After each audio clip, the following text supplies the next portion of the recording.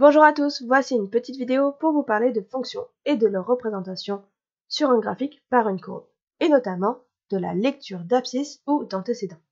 Faisons un exemple. Notons f, la fonction représentée par la courbe ci-compte. Donc c'est la courbe en bleu qui correspond à la fonction f. Essayons grâce à cette courbe de trouver l'image de 4 par la fonction f. Pour chercher l'image de 4, je dois en fait trouver 4 sur l'axe des abscisses. En effet, si je cherche l'image, cela veut dire que ma réponse sera sur l'ordonnée. 4 est donc un antécédent, et les antécédents se retrouvent sur l'axe des abscisses.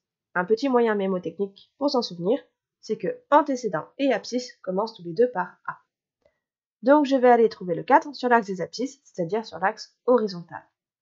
Une fois que je l'ai trouvé, je vais aller chercher le point de la courbe bleue, c'est-à-dire de la courbe qui correspond à la fonction f, qui a pour abscisse 4. Donc c'est ce point-ci. Et je vais aller lire l'ordonnée de ce point. L'ordonnée de ce point, c'est 3. Donc cela signifie que l'image de 4 par la fonction f est 3. On peut le noter de manière mathématique en écrivant que f de 4 est égal à 3. Essayons à présent de trouver des antécédents. Ici, on va dire les antécédents de 2, puisque l'on a la courbe complète. On voit qu'elle commence à moins 2 pour l'axe des abscisses et qu'elle finit à 6. Elle ne continue pas derrière. Si nous n'avons pas la fonction complète, on va simplement dire que des antécédents de 2 sont. Pour trouver les antécédents de 2, on va devoir trouver la réponse sur l'axe des abscisses. Antécédents, abscisses commencent tous les deux par A, on l'a déjà dit.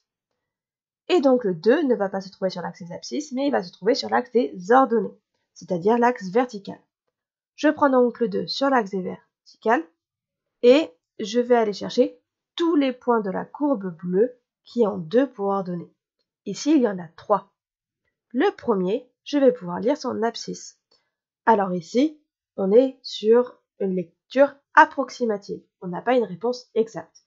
On voit que l'abscisse est entre moins 1,5 et moins 2.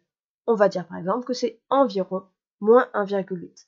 Parfois, avec la règle, on peut avoir une réponse un peu plus précise. Le deuxième point a pour abscisse 3. Ici, on est sur une réponse exacte. Donc on va dire que un autre antécédent de 2, c'est 3. Et enfin le dernier point a pour abscisse 5. Donc au final, on a trouvé tous les antécédents de 2, c'est environ moins 1,8, 3 et 5. En mathématiques, cela se note f de moins 1,8 est égal 2, f de 3 est égal 2 et f de 5 est égal 2. J'espère que tu as tout compris. N'hésite pas à revoir la vidéo si besoin et à bientôt en classe.